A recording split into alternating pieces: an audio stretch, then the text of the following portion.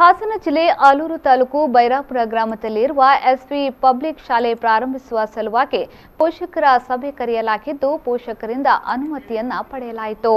Covid ಕುರಿತಾದ ಜಾಗೃತಿಯನ್ನ ಪೋಷಕರಲ್ಲಿ ಮೂಡಿಸಲಾಯಿತು. ಈಗಾಗಲೇ ಸರ್ಕಾರ ಹೊರಡಿಸಿರುವ ಆದೇಶ ಮತ್ತು ಅಧಿಸೂಚನೆಯನ್ನ ಪೋಷಕರಿಗೆ ತಿಳಿಸಿದ್ದು ಶಾಲೆಯಲ್ಲಿ ನಡೆಯುವ ಮುಂಜಾಗ್ರತೆಯ ಕುರಿತಾಗಿ ಪೋಷಕರಿಗೆ ತಿಳಿಸಲಾಗಿತ್ತು.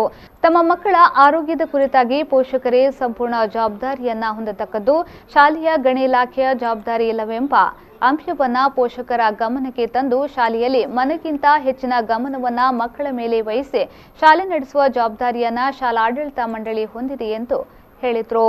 ಸಭೆಯನ್ನು ಹಮ್ಮಿಕೊಂಡಿದ್ದು ಈ ಪೋಷಕರ ಸಭೆಯಲ್ಲಿ ಶಾಲಾ ಒಂದು ಪುನರಾರಂಭದ ಬಗ್ಗೆ ಚರ್ಚೆ ಮಾಡೋದು.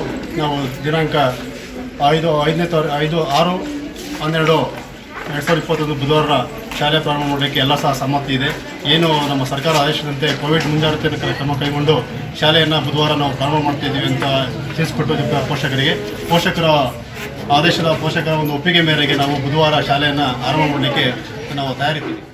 ಎಸ್ವಿ ಪಬ್ಲಿಕ್ ಶಾಲೆ ಆಡಳಿತ ಕಾರ್ಯದರ್ಶಿ ಗಿರೀಶ್ ಅವರು ಮಾತನಾಡಿ, ಪೋಷಕರ ಸಭೆ ನಡೆಸಿದ್ದು ಮುಂದಿನ ಜನವರಿ 6ನೇ ತಾರೀಕಿನಿಂದ ಶಾಲೆ ಪುನರಾರಂಭ ಮಾಡಲು ಪೋಷಕರು ಒಪ್ಪಿಗೆಯನ್ನ ನೀಡಿದ್ದು ಅದರಂತೆ ಶಾಲೆ ತೆರೆದಿದ್ದು ಮುಂಜಾಗ್ರತೆ ಕ್ರಮವನ್ನ ವಹಿಸಿಕೊಳ್ಳಲಿದೆ ಎಂದು ಹೇಳಿದರು.